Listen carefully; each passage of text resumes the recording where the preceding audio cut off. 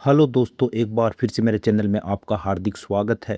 क्या 1 एकड़ इलायची की खेती से 5 से लेकर 8 लाख तक की कमाई पॉसिबल है? क्यों कुछ किसान 1 एकड़ से सिर्फ 1-2 लाख कमाते हैं, जबकि कुछ किसान उसी 1 एकड़ से कई गुना ज़्यादा कमाई निकाल लेते हैं? क्या सिर्फ खाद ज़्यादा डालने से उत्पादन बढ़ जाता है? क्या इलायची में भी ऐसी गलतियाँ होती हैं जो पूरे बगीचे को बर्बाद कर सकती हैं? और अगर मैं आपको nursery, fertiliser, calendar, water management, disease prevention, premium quality production, direct selling और मार्केट साइकिल तक का पूरा सिस्टम बता दूं, तो क्या आप इलायची की खेती कर पाएंगे? दोस्तों, वीडियो को अंत तक ज़रूर देखें, क्योंकि मैं अंत में आपको बताऊंगा 5% सीक्रेट जो टॉप इलायची उत्पादक किसान करते हैं। दोस्तों, सबसे पहले इलायची की खेती में इसके बिजनेस मॉडल को समझना बहुत आवश्यक है। इलायची कोई साधारण फसल नहीं है, ये मसालों की दुनिया का ग्रीन गोल्ड मानी जाती है। एक बार सही बगीचा स्थापित हो जाए तो 10-15 साल तक उत्पादन दे सकती है। इसका सबसे बड़ा फायदा यह है कि कम क्षेत्र में ज़्यादा मूल्य आपको प्राप्त होता है। इसका स्टोरेज बहुत आसान है। इसकी निर्यात में भी बहुत ज़्यादा मांग है और कम जगह में बहुत ज़्यादा इनकम प्राप्त की जा सकती है। दोस्तों, इलायची की खेती को करने से पहले ज़मीन को समझना बहुत आवश्यक है। सबसे पहले वही ज़मीन को आपका सिलेक्शन करना है जिस ज़मीन का पीएच है वो 5.5 से लेकर 6.5 तक हो, जिस ज़मीन में ऑर्गेनिक कार्बन कम से कम 1% हो और जल निकासी की बढ़िया व्यवस्था हो, यानी पानी बिल्कुल खड़ा नहीं होना चाहिए। दोस्तों, लोग गलती क्या करते हैं, इलायची की खेती तो स्टार्ट कर देते हैं, लेकिन मिट्टी है वो भारी चिकनी मिट्टी को चुन लेते हैं, जल भराव वाली ज़मीन में खेती करते हैं और इसी कारण से जड़ है वो सड़ जाती हैं और इलायची का उत्पादन नहीं ले पाते हैं। अब दोस्तों, बात करते हैं नर्सरी कैसे तैयार करें। सबसे पहले बीज चयन की बात करते हैं। केवल स्वस्थ और बड़े कैप्सूल साइज के बीज ही इसमें यूज करें। बीज का उपचार करना बिल्कुल ना भूलें। ट्राइकोडर्मा 10 ग्राम प्रति किलो से आप बीज का उपचार करें।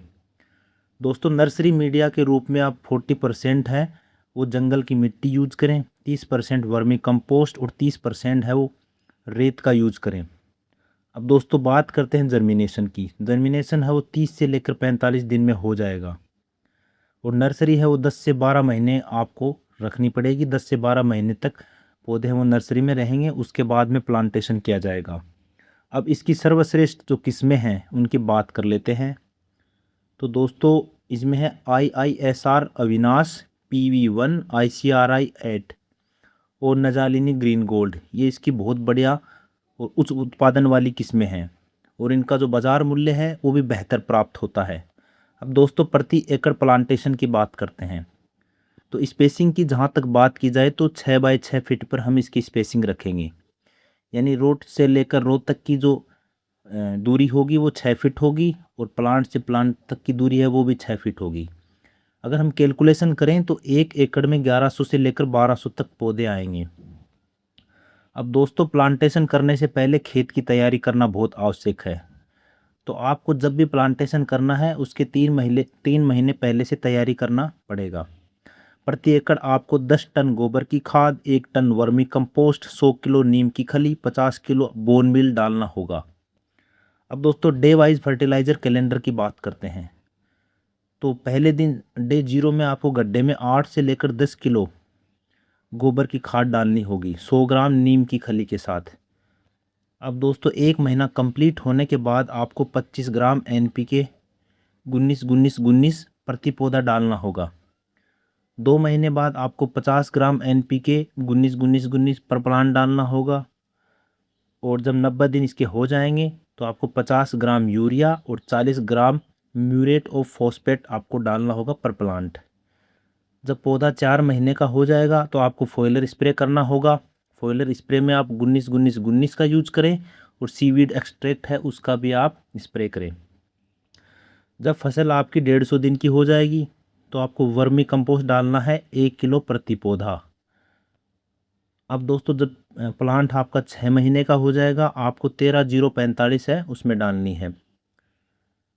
दोस्तों, जब पौधा हो जाएगा आपका 7 महीने का तो आपको सल्फेट और पोटास डालनी है। जब पौधा 8 महीने का हो जाएगा तो बोरोन और जिंक का स्प्रे करना है और ड्रेंच भी करना है। दोस्तों जब पौधा आपका 300 दिन का हो जाता है तो आपको मैग्नीशियम सल्फेट और ऑर्गेनिक मल्च है उसको रिन्यूअल करना होगा। जब पौधा 1 साल का हो जाएगा तो पोटास स्प्रे करना बिल्कुल ना भूलें। अब दोस्तों वाटर मैनेजमेंट की बात कर लेते हैं। सबसे महत्वपूर्ण अध्याय है ये। गलत सिंचाई का मतलब है 50% उत्पादन का नुकसान करना। गर्मी में आपको हर 2 से लेकर 3 दिन के अंतर में पानी देना होगा, जबकि सर्दी में आपको 7 से लेकर 10 दिन के अंतर में पानी देना होगा। और दोस्तों सर्वश्रेष्ठ सिंचाई के लिए आपको ड्रिप इरिगेशन का इस्तेमाल करना बिल्कुल अनिवार्य है। अब दोस्तों पौधों के स्ट्रेस मैनेजमेंट की बात करते हैं। पौधों को हीट स्ट्रेस से बचाने के लिए आपको मल्चिंग करनी बहुत ज़्यादा आवश्यक है। मल्चिंग में आप सिल्वर शीट का यूज कर सकते हैं या फिर घास फूस से भी मल्चिंग कर सकते हैं। और दोस्तों अगर आपके पास शेड अवेलेबल है तो आप ग्रीन नेट भी लगा सकते हैं। वाटर स्ट्रेस है, उसमें आपको ड्रिप का इस्तेमाल करना होगा। न्यूट्रिएंट स्ट्रेस के लिए आपको सोइल टेस्ट कराना बहुत आवश्यक है। सोइल टेस्ट कराने के बाद भी आप न्यूट्रिएंट उसी प्रकार से दें। अब दोस्तों फ्लोवरिंग बढ़ाने का सिस्टम समझ लेते हैं। इलायची में अगर आपको अधिक फूल लाने हैं, बड़ी साइज़ की इलायची का प्रोडक्शन करना है, तो फ्लोवरिंग स्टेज के दौरान आपको 52-34 का स्प्रे करना है। और फ्लोवर आपके रिटेंशन बढ़िया रहे तो इसके लिए आपको बोरोन का स्प्रे करना है। साथ में आप कैल्शियम नाइट्रेट का भी स्प्रे कर दें। और दोस्तों अगर आपके यहाँ बी कीपिंग की व्यवस्था है तो आप 4-5 बी बॉक्स भी रख सकते हैं, जिससे पोलिनेशन बेहतर होगा और आपकी इलायची वो मजबूत होगी और आपको एक्स्ट्रा इनकम भी इससे मिलती रहेगी। इससे 10 से लेकर 20% तक उत्पादन आराम से बढ़ जाएगा। अब दोस्तों हम प्रीमियम क्वालिटी की इलायची कैसे पैदा करें इसके बारे में जानते हैं। प्रीमियम क्वालिटी की जो इलायची होती है वो बाज़ार में सबसे महंगी बिकती है। इसका रंग होता है वो गहरा हरा होता है, आकार बड़ा होता है और यूनिफॉर्म साइज़ की इलायची होती है, यानी सब इलायची होंगी उनका आकार एक समान रहेगा और तेल की मात्रा है उनमें बेहतर होगी। दोस्तों डिजीज़ प्रिवेंशन के लिए हम जानते हैं कि इसमें जो मुख्य डिजीज़ आती हैं वो राइजोम रोट आती है। इसका प्रिवेंशन है कि आप ट्राइकोडर्मा है और समय समय पर डालते रहें। हर 3-4 महीने से आप मिट्टी में मिलाकर, वर्मी कंपोस्ट में मिलाकर अपने खेत में डालते रहें। दूसरा रोग आता है कैप्सूल रोट। कैप्सूल रोट होता है, इसका प्रिवेंशन यही है कि आप कॉपर का स्प्रे करें, यानी कॉपर ऑक्सीक्लोराइड है उसका स्प्रे कर सकते हैं। और तीसरा रोग आता है इसमें लीफ ब्लाइट। लीफ ब्लाइट के लिए आप मैनकोजेब का यूज करें। जो भी आप स्प्रे यूज कर रहे हैं वो उतनी ही क्वांटिटी में करें जितना उनके पैकेट पर लिखा हुआ होता है। अब दोस्तों पेस्ट मैनेजमेंट की बात करते हैं तो इसमें थ्रिप्स है वो सबसे बड़ा दुश्मन है। इसके लिए आप नीम ऑयल का स्प्रे कर सकते हैं। दूसरा इसका सबसे बड़ा दुश्मन है सूट बोरोर। इसके प्रिवेंशन के लिए जो भी संक्रमित भाग है इसको आप कटर से काट के हटा दें। और तीसरा रोग इसमें आता है रूट ग्रब करके आता है। रूट ग्रब एक वायरस होता है जो अंदर अंदर जड़ खाता रहता है। इसके लिए आप नीम केक यूज कर सकते हैं। मैक्सिमम प्रोडक्शन का फॉर्मूला यह है कि सामान्य किसान होता है वो 150 से लेकर 250 किलो तक ही प्रोडक्शन ले पाता है पर एकड़। एडवांस फार्मर होता है वो 300 से लेकर 500 किलो तक पैदा कर पाता है। लेकिन जो साइंटिफिक खेती करने वाला फार्मर आराम से 500 से लेकर 700 किलो प्रोडक्शन पर एकड़ ले आता है। अब दोस्तों प्रति एकड़ लागत की बात करते हैं तो प्लांटेशन में आपके 40,000 से लेकर 80,000 रुपये खर्च हो जाएंगे। खाद में आपके 30,000 से लेकर 50,000 और लेबर में आपके 30,000 से लेकर 60,000 खर्च हो जाएंगे। सिंचाई की बात करते हैं तो 20,000 से लेकर 40,000 तक का खर्चा आएगा। और अन्य खर्चे हम ट्रांसपोर्टेशन वगैरह या मिसेलनियस खर्चे भी काउंट करते हैं तो 30,000 के आसपास रहेगा। तो कुल आपका खर्चा हो 1.5 लाख से लेकर 2.5 लाख रुपए तक आएगा पर एकड़। अब हम दोस्तों कमाई की बात करते हैं तो कमाई आप मिनिमम मान के चलोगे 300 किलो प्रोडक्शन आप लेके आते हैं और आपको मिनिमम भाव 2,000 रुपये किलो भी मिलता है तो आपकी कमाई है वो 6 लाख रुपए पर एकड़ होगी। अगर आप 500 किलो का प्रोडक्शन लेते हैं और आपको भाव भी 2500 रुपये मिल जाता है तो 12.5 लाख तक आपकी कमाई पहुंच जाएगी। अगर आपने साइंटिफिक तरीके से खेती की है, आपने सारे केमिकल वो प्रॉपर स्प्रे किए हैं, ऑर्गेनिक कार्बन प्रॉपर डाला है, डिजीज़ प्रिवेंशन किया है और आप 700 किलो तक अपना प्रोडक्शन ले आए हैं तो आपको 18-20 लाख रुपए तक की इनकम आसानी से हो जाएगी। ये सारी कंडीशन मैंने भाव के हिसाब से बताई हैं, लेकिन मिनिमम ये मान के चलो कि 5 से 6 लाख रुपए तक की कमाई आपकी कहीं नहीं गई। दोस्तों इलायची के भाव के साइकिल के बारे में बात कर लेते हैं। भाव जब बढ़ते हैं जब उत्पादन घट जाता है और निर्यात बढ़ जाता है, और भाव तब गिरते हैं जब रिकॉर्ड उत्पादन हो, स्टॉक अधिक मात्रा में हो। इसलिए सारी उपज है वो एक साथ न बेचें, धीरे धीरे करके एक एक लोट निकालते रहें ताकि एवरेजिंग प्राइस है वो अच्छी रहे।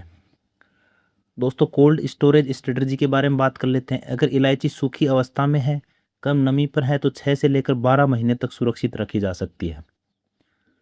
दोस्तों अपनी जो इलायची है उसको प्रीमियम क्वालिटी की इलायची का प्रोडक्शन लें ताकि डायरेक्ट सेलिंग कर पाएँ। किसान की सबसे बड़ी गलती यही होती है, वो उत्पाद बेचता है, ब्रांड नहीं। इसलिए आप कोशिश करें कि ब्रांड बनाएं, पैकेजिंग करके आप बेचें, ग्रेडिंग करके बेचें।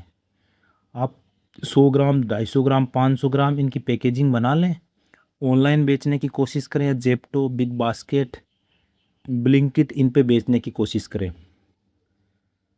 दोस्तों ब्लिंकिट, जेप्टो इन पे बेचने के लिए आपको सबसे पहले FSSAI का लाइसेंस है वो मिलना आवश्यक है। आपको एक GST नंबर चाहिए, ब्रांड नेम चाहिए और पैकेजिंग करना आपको आना चाहिए। फिर आप अमेजोन, फ्लिपकार्ट और बाद में ब्लिंकिट, बिग बास्केट और जेप्टो पर डायरेक्ट कंज्यूमर को बेच सकते हैं। अब दोस्तों इलायची की हमने प्रॉफिट की बात कर ली, खर्चे की बात कर ली, सेलिंग की बात कर ली। अब इसमें नुकसान के मुख्य कारण हम जान लेते हैं। अगर आपके खेत में जल भराव होता है तो ये मान के चलो कि आपको इलायची का प्रोडक्शन सही मात्रा में नहीं मिलने वाला। अगर आपने शुरू में ही ख़राब पौधों का चयन किया है, हाइब्रिड बीज आप यूज़ नहीं कर रहे हैं, ऐसे ही लोकल नर्सरी से आपने प्लांटेशन कर दिया है, तो भी आप नुकसान के लिए तैयार रहें। ज़्यादा मात्रा में यूरिया डाल देंगे, अगर ज़्यादा मात्रा में यूरिया डालते हैं तो केवल पत्ते पत्ते आएंगे, फ्लावर बिल्कुल नहीं आएंगे और नुकसान होगा। आप अगर डिजीज़ प्रिवेंशन टाइम पर नहीं करते हैं, थ्रिप्स से बचाव नहीं करते हैं, अगर आप गलत तरीके से इलायची को सुखाते हैं या बेचने में जल्दबाजी करते हैं, आप शेड का प्रॉपर मैनेजमेंट नहीं करते हैं, पोषक तत्व है या जो न्यूट्रिएंट है उनका स्प्रे सही से नहीं करते हैं, तो भी आपको नुकसान हो सकता है। दोस्तों इलायची की खेती में अमीर और सामान्य किसान के बीच अंतर ज़मीन का नहीं होता है, अंतर होता है नर्सरी क्वालिटी का, न्यूट्रिशन मैनेजमेंट का, वाटर मैनेजमेंट का, डिजीज़ प्रिवेंशन का, हार्वेस्ट टाइमिंग का, स्टोरेज का और मार्केटिंग का। जो किसान सिर्फ खेती करता है वह फसल बेचता है, लेकिन जो किसान खेती प्लस ब्रांडिंग प्लस प्रोसेसिंग करता है वही लाखों और करोड़ों की तरफ बढ़ता है। इलायची में असली पैसा खेत में नहीं है, खेत से बाजार तक की पूरी वैल्यू चेन को नियंत्रित करने से होगा। दोस्तों ऐसे ही वीडियो जानने के लिए हमारे चैनल को सब्सक्राइब करना बिल्कुल ना भूलें और लाइक करें। आपके सब्सक्रिप्शन से हमें मोटिवेशन मिलता है। Thank you.